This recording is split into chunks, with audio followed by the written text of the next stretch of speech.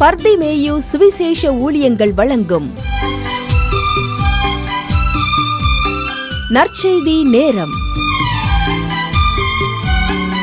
தேவ செய்தி pastor R. Augustine. இந்த நாளில் உங்களோடு நான் ஒரு காரியத்தை சொல்லப் போகிறேன். ஐயா, எதனால போராட்டம் வருகிறது? என்னைக்கு நீ ஆண்டவருக்குள்ள உன்னை அர்ப்பணிக்கிறியோ, என்னைக்கு இந்த பைபிளை எடுக்கிறியோ, அன்னைக்கே உனக்கு ஒரு எதிர்கட்சி ஒன்று உருவாயிரும். எப்படியாவது ஒன்று என்ன செய்யணும்? தன்னுடைய ராஜ்யத்துக்கு இழுத்தரணும். ஏன்னா அவன் எப்படி இருக்கான்? 1 பேதுரு 5:8 படி கர்ச்சிக்கிற சிங்கம் போல எவளை விழுங்கலாமோ என்று வகை தேடி சுற்றித் திரிகிறான். என கண்பானவர்களே, என்னைக்கு ஆண்டவருக்கு தன்னை ஒப்புவிக்கிறியோ, என்னைக்கு வாழ்க்கையில இனிமே நாளல்ல கிறிஸ்துவே என்னில் இருக்கிறார் என்று தீர்மானம் எடுத்து ஞானஸ்நானம் எடுத்தா அதுக்கும் போராட்டம் உண்டு.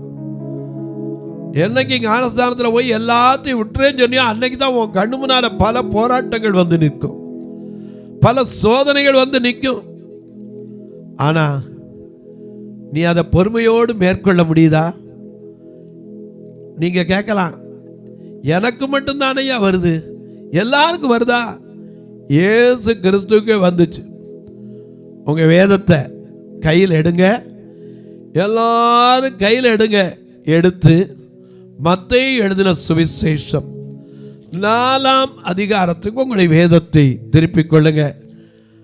அப்படி எல்லாரும் எடுக்கிற வரைக்கும் இயேசு கிறிஸ்துவில் சீடராகுவோ, விசுவாசத்தில் முன்னடப்போ, இனி எல்லோருமே அவர் பணிக்கெனவே ஒன்றை நாடும் உழைத்திடு. நம்ம இயேசு ராஜாவே இதோ வேகம் வராரே, அதிவேகமாய் செயல்படுவோம். நம்ம இயேசு ராஜாவே இதோ வேகம் வராரே, அதிவேகமாய் செயல்படுவோம். இயேசு கிறிஸ்துவில் சீடராகுவோம், விசுவாசத்தில் முன் நடப்போம். இனி எல்லோருமே அவர் பணிக்கெனவே, இனி எல்லோருமே அவர் பணிக்கெனவே ஒன்றை நாடும் உழைத்திடுவோம். நம்ம இயேசு ராஜாவே இதோ வேகம் வராரே, அதிவேகமாய் செயல்படுவோம். நம்ம இயேசு ராஜாவே இதோ வேகம் வராரே, அதிவேகமாய் செயல்படுவோம்.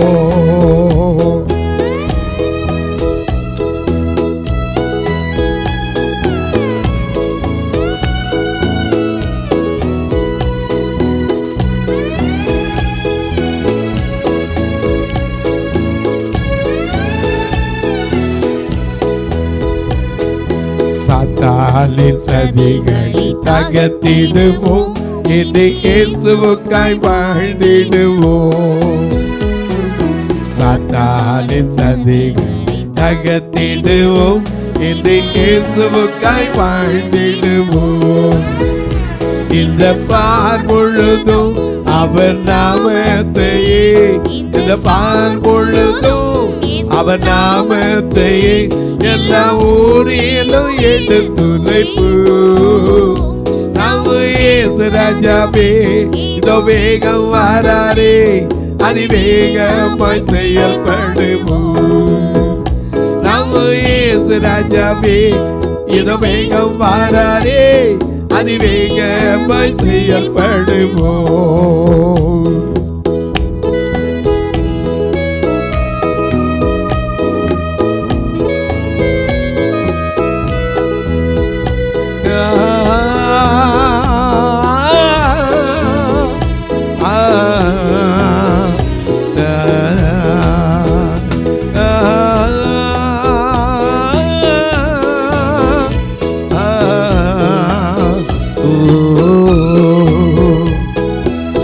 ஆவி ஆத்துமா தேகம் அவர் பணிக்கு நான் அல்ல அவரை எல்லாம்.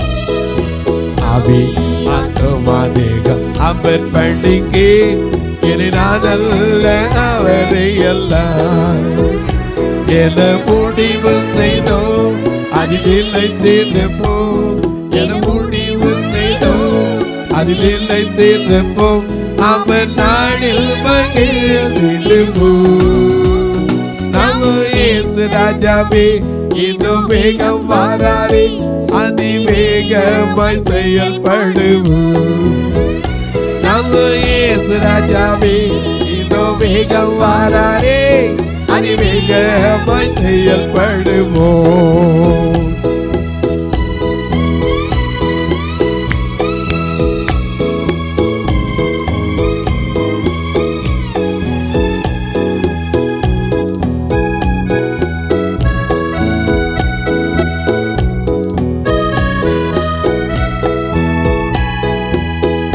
மனிதர் யாரிடம் பாசம் காட்டுவோம், இயேசு பந்தைக்குள் அழைத்திடுவோம்.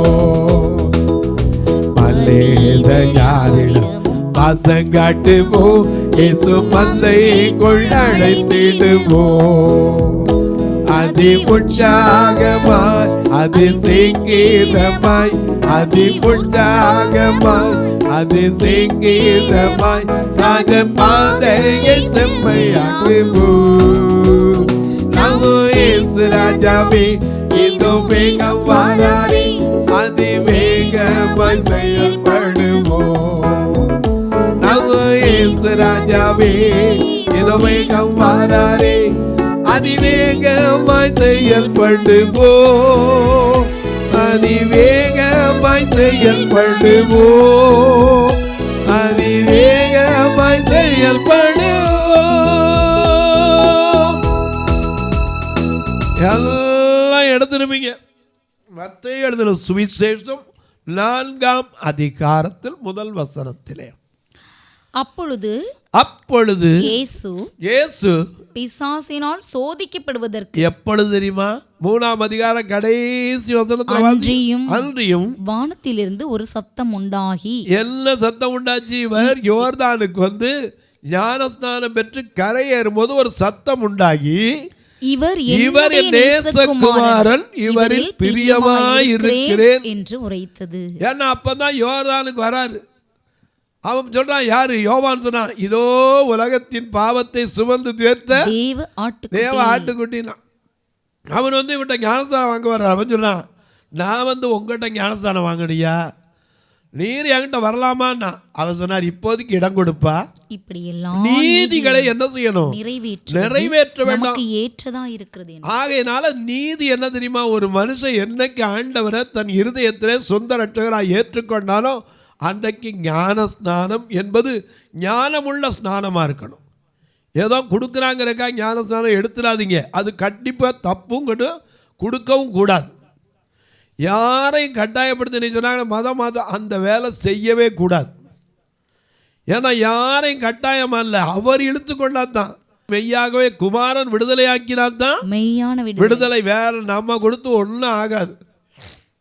ஞான ஸ்நானம் பெற்று கரையேறின உடனே வானத்திலிருந்து ஒரு சத்தம் கேட்டுச்சு, இவர் என் நேசகுமாரன், இவரில் பிரியமாயிருக்கிறேன் என்று உரைத்தது. அப்பொழுது பிசாசினால் சோதிக்கப்படுவதற்கு ஞானஸ்தானம் பெற்ற பிறதான் போராட்டமே வரும். அது வரைக்கும் பிரச்சனை வராது. ஏன்னா நம்ம கட்சி அப்படின்னு விட்டுருவான். என்னைக்கு நீ அவர் கட்சியிலேருந்து போய் ஆண்டவர்கிட்ட சேர்றியோ அப்பமே எதிர்கட்சி உனக்கு என்ன இருக்கு? எப்போ விழுங்கலாம், எந்த நேரத்தில் உன்னை விழ தள்ளலாம். எனக்கு அன்பானுடைய அதனால தான் சொன்னார் எபேசியர் 4:27 பிசாசுக்கு என்ன செய்யாதீங்க, இடம் கொடுத்துடாதீங்க. ஒட்டகத்துக்கு இடம் கொடுத்தா என்ன செய்யும்? நம்மளை வெளியே தள்ளிடும். முதல்ல கொஞ்சம் தலையை மட்டும் நீட்டிக்கிறேங்க, அப்புறம் என்ன செய்யும்? வெளியே தள்ளிடும். எனக்கு அன்பானுடைய அதனால தான் பிசாசுக்கு எதிர்த்து நில்லுங்கள், அப்பொழுது அவன் உங்களை விட்டு ஓடி போவான், நடந்து கூட போக மாட்டான். எனக்கு கண்மலை இந்த இயேசு இந்த உலகத்தில் வந்ததுக்கு 1 யோவான் 3:8 படி பிசாசின் கிரியைகளை அழிக்கும்படிக்கு குமாரனாகிய இயேசு வெளிப்பட்டார. மறந்துடவே கூடாது. இந்த பிசாசு ஐயா அது எப்படி வரும்? எல்லாம் முடிய விரிச்சு போட்டு பயப்படுற மாதிரி அப்படின்னு வராது. ஜென்டலாக வருவான். ரொம்ப நல்ல மாதிரி வந்தான். ஆதாம்கிட்ட எப்படி, ஏவாள்கிட்ட எப்படி வந்தான்? தோட்டத்தில் உள்ள கனிகளில் ஏதாவது புசிக்க வேண்டாம் என்று சொன்னது உண்டோ? ஏக்கா என்னக்கா இவ்வளவு இருக்கு, இதில் ஏதாவது சாப்பிட வேணாம்னு சொன்னாரா? அவள் வாயிலிருந்து சொல்லணும், இல்லை எல்லாத்தையும் சாப்பிடலாம், இந்த ஒன்றை மட்டும். ஏன் சொன்னார் தெரியுமா? இந்த பொறாமை பிடிச்ச கடவுள், நீயும் அவரை மாதிரி மாறிடக்கூடாதுல்ல. எனக்கு அன்பானவர்களே, எப்பவுமே பிசாசு ஓட்ட வரும்போது அவன் தந்திரம் உள்ளவன், தந்திரக்காரன். ஏன்னா அவனுடைய கை நகாரியத்தை நடத்தக்கூடாதபடிக்கு அபத்தமாக்குறதுக்கு நமக்கு ஆண்டவர் வழி சொல்லி கொடுத்துருக்கார். எனக்கு அன்பானவர்களே, இந்த பிசாசானவன் அவர்கிட்ட வந்தான். யார்கிட்ட? உண்டாக்கினவர்கிட்டே வந்தான். ஒரு காலத்தில் இந்த பிசாசு யார்? தூதனாய் இருந்தவன். எசேக்கியேல் தீர்க்கதரிசியில் வாசிக்கும் போது இதெல்லாம் உங்களுக்கு சொல்ல நேரம் இல்லை. எசேக்கியேல் தீர்க்கதரிசியின் புஸ்தகத்தில் பார்க்கும்போது ஒரு காலத்தில் ஞானத்தில் நிறைந்தவனாய் பூரண அழகுள்ளவனாய் தேவனுடைய தோட்டத்திலே பத்மராகம், புஷ்பராகம், படிகப்பச்சை, கோமேதகம், எஸ்பி, இந்திரநீலம், மரகதம், மாணிக்க முதலான ரத்தினங்களும் அவனுக்கு இருந்துச்சு. அவன் காப்பாற்றுவதற்கென்று அபிஷேகம் பண்ணப்பட்ட கேரு தன் கொடுமையினாலே, வியாபாரத்தின் மீதினால, கொடுமையினால, பாவம் செய்ததுனால தள்ளப்பட்டு போனான். தள்ளப்பட்டு போனாலும் அவன் விட்ட பாடில்லை. எப்படியும் என் ராஜ்யத்தை என்ன செய்வேன், ஸ்தாபிப்பேன்னு அவன் அலையிறான். இந்த பிசாசு யார்கிட்ட மட்டுமில்லை, உங்ககிட்ட என்கிட்ட போல, நம்மை போல மனித ஒடுவில் இயேசு வந்தபோது அவருக்கு இந்த போராட்டம் இருந்துச்சு. ஆவியானவராலே மனாந்தரத்திற்கு கொண்டு போகப்பட்டார். வாசிக்க மத்தேயு 4:1 திரும்ப மிக அழகாக நமக்கு எழுதி வச்சிருக்கார். பின்பு இயேசுவானவர் அப்பொழுது பிசாசினால் சோதிக்கப்படுவதற்கு ஆவியானவராலே மனாந்தரத்திற்கு கொண்டு போகப்பட்டார். அவர் இரவும் பகலும் 40 நாள் உபவாசமாய் இருந்த பின்பு, மோசே இதே போல இரவும் போல 40 நாள் உபவாசம் இருந்தான். தேவனிடத்தில் என்ன செய்தான்? கற்பனையை பெற்றுக்கொண்டு வந்தான். 40 நாள் உபவாசம் இருந்த பின்பு அவருக்கு பசி உண்டாச்சு. எப்பவுமே பிசாசு பசியில் தான் நமக்கு வந்து பேசுவான். பசி வந்தால் 10 பறந்துன்னு ஒரு பழமொழி உண்டு தெரியுமா? அப்படிமா சாப்பிடுப்பா, அதுக்காக சாப்பிட்றது தானே உலகத்தில். தின்னா தப்பா, குடித்தா தப்பா, களவும் கற்றுமர பழமொழி இருக்குல்ல. இப்படி பல விதத்தில் எப்படியாவது மனதில் போராட்டம், மாம்சத்தில் போராட்டம், கண்களில் போராட்டம், உடைய கைகளில் போராட்டம், எதுலையாவது ஒரு பிரச்சனை கூட. சும்மா தொட்டா தப்பா, திருடுனா தப்பா, எடுத்து பார்த்தா தப்பா, உடனே பைக்குள்ளே வச்சா தப்பா, அப்படி வந்துடும். எனக்கு கண்பார்வை நல்ல கவனிங்க. அவருக்கு பசி உண்டாயிடுச்சு. உடனே இந்த பசியை வச்சு அவரை சோதிக்க ஆரம்பிச்சான். எப்படி சோதிக்க ஆரம்பிச்சான்? அப்பொழுது அந்த சோதனைக்காரன் அவரிடத்தில் வந்து நீர் தேவனுடைய குமாரனே ஆனார். நல்ல கவனிங்க, நீர் தேவனிடத்தில் வந்து அந்த மனுஷன் தேவகுமாரன்னா ஒரே ஒரு காரியம் செய்யணும். என்னப்பா, இந்த கல்லுகளை அப்பமாக்கி எங்கே சாப்பிட்ருக்க பார்ப்போம், உங்கள் மந்திரத்தில் நடக்குதான்னு பார்ப்போம். நாமளாக இருந்தால் உடனே எனக்கு தெரியாததா, என்னால் முடியாததா ஐயா. அதனால தான் பவுல் புலம்புறாரு ரோமர் 7:24-25 நிர்பந்தமான மனுஷன் நான். வாசிங்க, அந்த மரணத்தை நிர்பந்தமான மனுஷன் நான், இந்த மரண சரீரத்தில் நின்று யார் என்னை விடுதலையாக்க கூடும்? எனக்கு அன்பார்களே, இந்த நிர்பந்தமான மனுஷன் நாம விடுதலையாக்க அவர் ஒருத்தர் தான் ஆக்க முடியும். ஆனால் உண்டாக்கினவர்கிட்ட அந்த பிசாசு கேட்குறான், நீர் எங்க இந்த பசியில் படுற வாட்டில் எங்கே இந்த கல்லை அப்பமாக்கி சாப்பிட வேண்டியதானே? ஏன்னா உங்க தான் வானமும் பூமி அண்ட சராசரங்கள், வானத்திலும் பூமியில் சகல அதிகாரம் கொடுக்கப்பட்டிருக்குல்ல, எங்க பார்க்கலாம். உடனே அவர் நினச்சிருந்தா அப்பமாக்கி இருக்க முடியுமா? முடியாதா? முடியும்.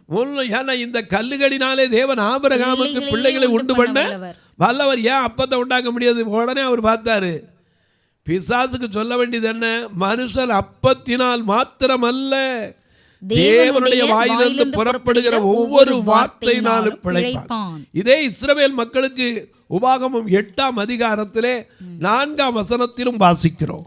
உபாகமம் 8ஆம் அதிகாரம் 4ஆம் வசனத்திலே பழைய ஏற்பாட்டில் ஆண்டவர் சொன்ன ஒரு வார்த்தையை வாசிக்கலாம். 3 அவர் உன்னை சிறுமைப்படுத்தி உன்னை பசியினால் வருத்தி மனுஷன் அப்பத்தினால் மாத்திரமல்ல கர்த்தருடைய வாயிலிருந்து புறப்படுகிற ஒவ்வொரு வார்த்தையினாலும் பிழைப்பான் என்பதை உணர்த்தும்படிக்கு நீயும் உன் பிதாக்களும் அறியாதிருந்த மன்னாவினால் உன்னை போஷித்தார். அல்லேலூயா. எனக்கு அன்பார்களே, அவர் பஞ்சத்துல எலியாவுக்கு அப்பத்தை கொடுத்தவர், பஞ்சமின்றி எலியாவை ஆசீர்வதித்தவர், அந்த பாத்திரத்தில் குறைவில்லாம மாவை கொடுத்தவர். அப்போ வர சொல்றதுக்கு எவ்வளவு நேரம் ஆகும்? ஆனா சொல்லலை. பிசாசு சொன்னாரு, அப்பா மனுஷன் அப்பத்தினால மட்டும் இல்லப்பா, அப்பத்தினால் மாத்திரமல்ல தேவனுடைய வாயிலிருந்து புறப்படுகிற ஒவ்வொரு வார்த்தையினாலும் பிழைப்பான் என்பதை எழுதியிருக்கிறதே. அந்த வசனத்தை உனக்கு தெரியாதான்னார். உடனே பார்த்தான், அடுத்த ஒரு காரியத்துக்கு வந்துட்டான். அப்பொழுது பிசாசு அவரை பரிசுத்த நகரத்திற்கு கொண்டு போய் தேவாலயத்தின் உப்பரிகையின் மேல உயரமான இடத்தில் மேல நிறுத்தி, நீர் தேவனுடைய குமாரனே ஆனார். அடுத்தாப்புல அதே கேள்வி எழுக்குது. சரி, அப்பமா ஆக்க முடியல, இப்பவாது அடுத்தது, நீர் தேவனுடைய குமாரனே ஆனால் தாழ குதியும். ஏனெனில் தம்முடைய தூதர்களுக்கு உம்மை குறித்து கட்டளையிடுவார். உமது பாதம் கல்லில் இடராதபடிக்கு அவர்கள் உம்மை கைகளில் நாம பாடுறோம்ல, பாதம் கல்லில் நோகாத படிக்கு கரங்களில் ஏந்துவார். அல்லேலூயா ஆனந்தமே, அல்லேலூயா ஆனந்தமே, அல்லேலூயா ஆனந்தமே, அல்லேலூயா ஆனந்தமே. துதிப்பே துதித்து கொண்டே இருப்பே, துதிப்பே துதித்து கொண்டே இருப்பே. எல்லோ ஆனந்தம் ஏதோ தருகிறார், எல்லோ ஆனந்தம் ஏதோ தருகிறார். துதிப்பே துதித்து கொண்டே இருப்பே.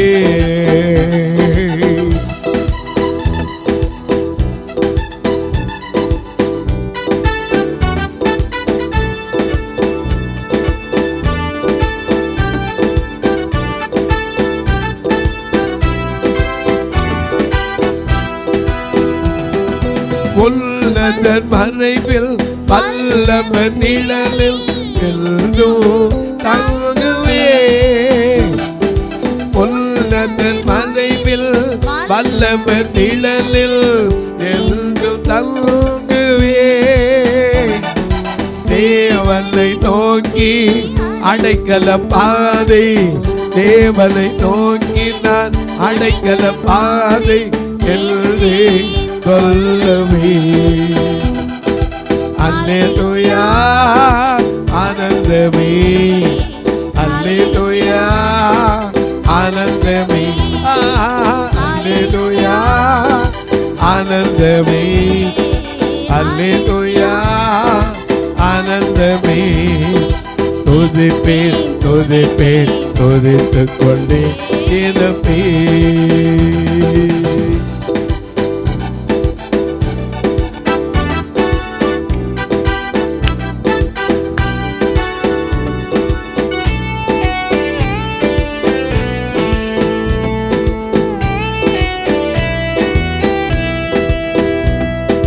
வழிகளில் எல்லாம் என்னை காக்க தூதர்கள் எனக்குள்ளே.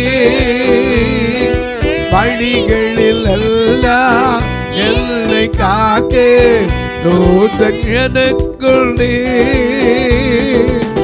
பாது கோலம் நோகாத படிக்கு பாதம் கல்லில் போதாத படிக்கு கரல்களில் ஏந்துவா. அல்லேலூயா ஆனந்தமே, அல்லேலூயா ஆனந்தமே, அல்லேலூயா ஆனந்தமே, அல்லேலூயா ஆனந்தமே. நல்லா கவனிங்க. உப்பரியின் மேல நிப்பாட்டின்னு கேட்கிறான், எங்க தாள குதியும், வசனத்தினாலேயும் சோதனை வரும், போராட்டம் வரும். அவருக்கு வந்துச்சு. எங்க இருந்து தாழ குழியும். ஏன்னா உம்முடைய பாதம் கல்லில் இடராதபடிக்கு ஏந்தி கொண்டு போவாங்கன்னு எழுதப்பட்டிருக்கு. உடனே அவர் சொன்னாரு, என்ன சொன்னாரு? அதற்கு இயேசு, உன் தேவனாகிய கர்த்தரை பரீட்சை பாராதிருப்பாயாக என்றும் எழுதி இருக்கிறதே. அதன் பிறகு உலகத்தின் ஐஸ்வர்யத்தெல்லாம் கொண்டு காட்டி, இவைகளெல்லாம் எனக்கு ஒப்பு கொடுக்கப்பட்டிருக்கு, என்னை தாழ பணிஞ்சுக்கிட்டா இவைகளெல்லாம் உமக்கு தருவேன். அவர் சொன்னாரு, எப்பா ஒன்று தெரியாதா, உன் தேவனாகிய கர்த்தர் ஒருவரை பணிந்து கொண்டு அவர் ஒருவருக்கே ஆராதனை செய்வாயாக என்றும் எழுதியிருக்கிறதே என்றார். அதன் பிறகு பிசாசு என்ன செஞ்சிட்டான்? ஓடி போனான். இன்னைக்கு சொல்றேன், பிசாசினால போராட்டம் உண்டு.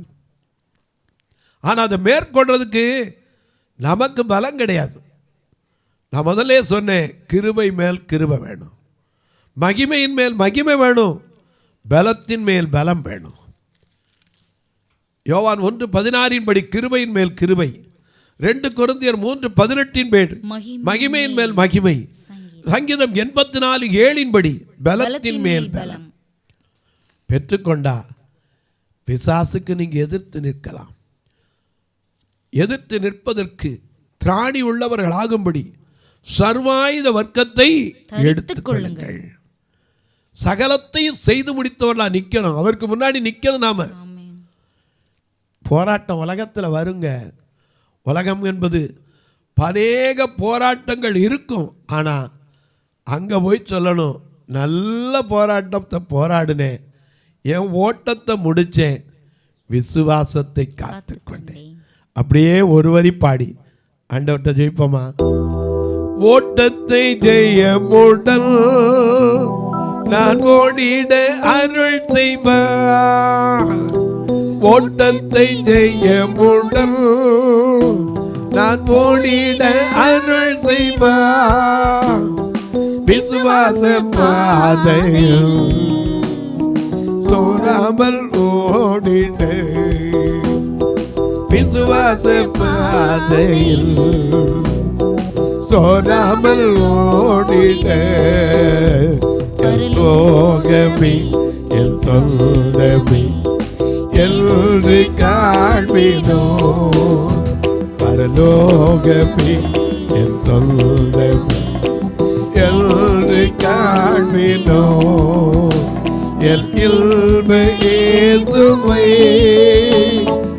என்று காண்பினோ, பரலோகமே என் சொந்தமே என்று காண்பினோ. தொலைக்காட்சியில் பார்க்கிற என் அன்பு மக்களே, இந்த நிகழ்ச்சியை பார்க்குறீங்களே, உங்களுக்கு அநேக போராட்டத்தை பற்றி சொல்லலை. பாவத்துக்கு போராட்டம் உண்டு, விசுவாசத்துக்கு போராட்டம் உண்டு, ஆராதனைக்கு போராட்டம் உண்டு. ஏன் அது மட்டுமல்ல, ஜெபத்துக்கு போராட்டம் உண்டு.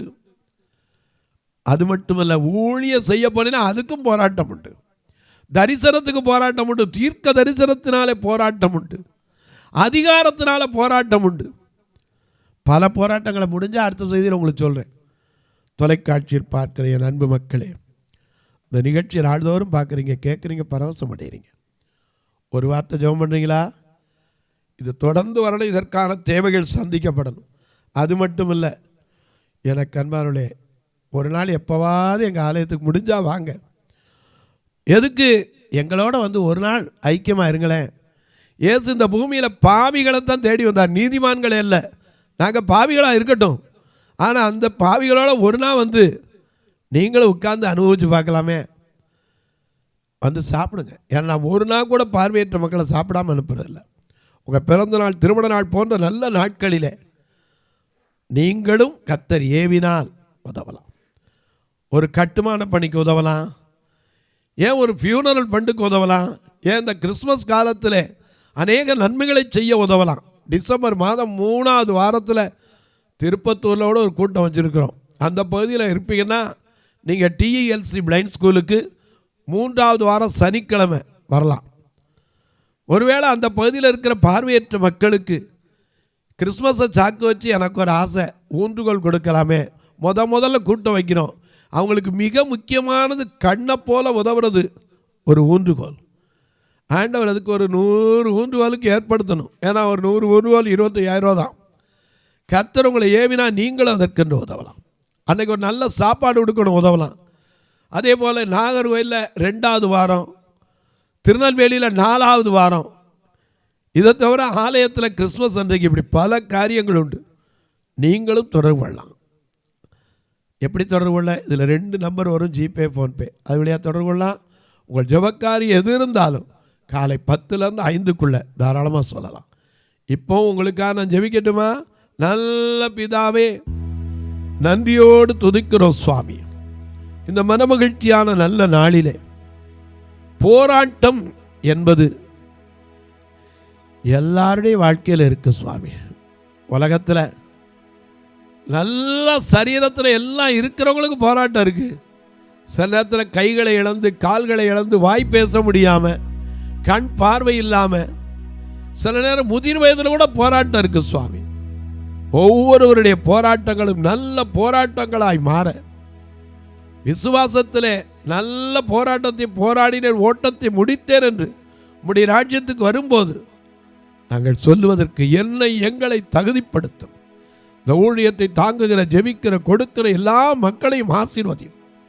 ஒவ்வொரு குடும்பத்திலும் வரப்போகிற ஐயா 12ஆம் மாதம் சங்கீதம் 122:7 உன் அலங்கத்திற்குள் சமாதானம், உன் அரண்மனைக்குள் சுகம் என்று சொன்னபடி குறைவில்லாமல் கொடுத்த ஆசீர்வதி. வானத்திற்கும் பூமிக்கும் சகல அதிகாரம் கொண்ட இயேசு கிறிஸ்துவின் ஈடு இணையற்ற வல்லமையுள்ள நாமத்தில் ஜெபிக்கிறேன் நல்ல பிதாவே, ஆமென். சபை ஆராதனை ஞாயிறு காலை 10 மணி முதல் 12 மணி வரை. இடம் பர்திமேயு சுவிசேஷ ஆலயம், அன்னை சத்யா நகர், இளமனூர் அஞ்சல், சக்கிமங்கலம் வழி, மதுரை மாவட்டம். பின்கோட் 625201 மற்றும் பர்திமேயு சுவிசேஷ ஜெப வீடு, flat number 107, Eden garden, Muthur, Tirunelveli. Pincode 627011. சிறப்பு உபவாச கூட்டம் ஒவ்வொரு மாதமும் 2வது சனிக்கிழமை காலை 10 மணி முதல் 1 மணி வரை நாகர்கோவில் YMCA ஹாலில் வைத்து நடைபெறுகிறது. மற்றும் ஒவ்வொரு மாதமும் 4வது சனிக்கிழமை காலை 10 மணி முதல் 1 மணி வரை திருநெல்வேலி புதிய பேருந்து நிலையம் அருகில் உள்ள கிரேஸ் ஹாலில் வைத்து நடைபெறுகிறது. எங்கள் எல்லா ஆராதனைகளிலும் கலந்து கொண்டு தேவனை மகிமைப்படுத்த அன்பாய் அழைக்கிறோம். உங்கள் உதாரத்துவமான காணிக்கைகளினால் இவ்வூழியத்தை தாங்க விரும்பினால் R. Augustine, account number 5021364331, IFSC code IDIB 000B066, Indian bank, BP Kulam, Madurai.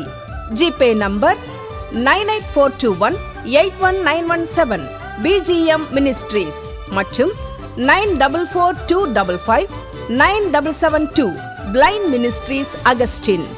உங்கள் தொடர்புக்கு பாஸ்டர் R. அகஸ்டின், பர்திமேயு சுவிசேஷ ஊழியங்கள், நாகமலை, புதுக்கோட்டை, மதுரை 625019. தொலைபேசி எண்கள் 9842181917 மற்றும் 9442559772. கர்த்தர் தாமே உங்களை ஆசீர்வதிப்பாராக.